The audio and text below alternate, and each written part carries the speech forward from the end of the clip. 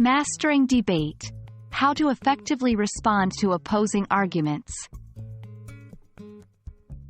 Hello everyone, and welcome to another exciting lesson on English language learning.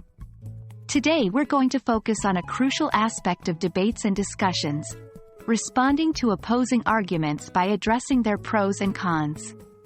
This skill is not just for formal debates but also vital in many day-to-day situations like business meetings or even casual discussions. So, let's dive right in. In any debate or discussion, an argument typically has two sides: the pros, or positive aspects, and the cons, or negative aspects.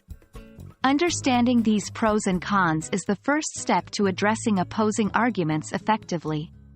To analyze an argument's pros and cons, you need to consider each point's merits and drawbacks critically. For example, in a debate about whether or not to implement a new policy, the pros might include benefits like increased productivity, while the cons might involve drawbacks like higher costs. Active listening is a critical skill in debates and discussions. It involves carefully hearing and interpreting the opposing side's arguments. Only by doing this can you accurately identify their pros and cons and prepare an effective response. Remember, active listening isn't just about hearing the words. It's about understanding the sentiments and logic behind those words. This will help you engage more deeply in the debate and make your arguments more impactful. Once you've understood the pros and cons of the opposing argument, it's time to construct your response. Here's where your critical thinking and analysis skills come into play. Start by acknowledging the valid points or pros in the opposing argument. This shows that you've understood their perspective and are not merely dismissing their ideas.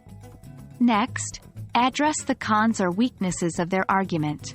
Use logical reasoning, evidence, and examples to do this. Remember, the goal here isn't to belittle the other person's argument but to provide an alternative perspective that contributes to the discussion.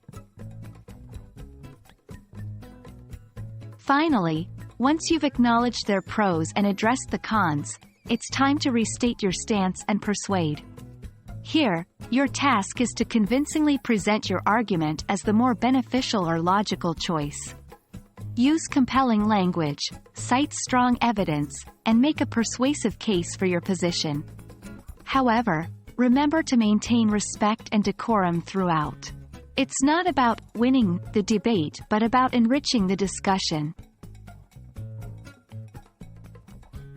And that wraps up our lesson on responding to opposing arguments by addressing their pros and cons.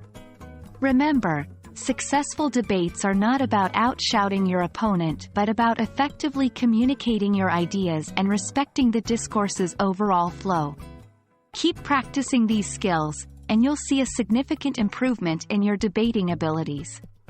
Thanks for joining us today, and we hope this lesson has been enlightening. Happy learning!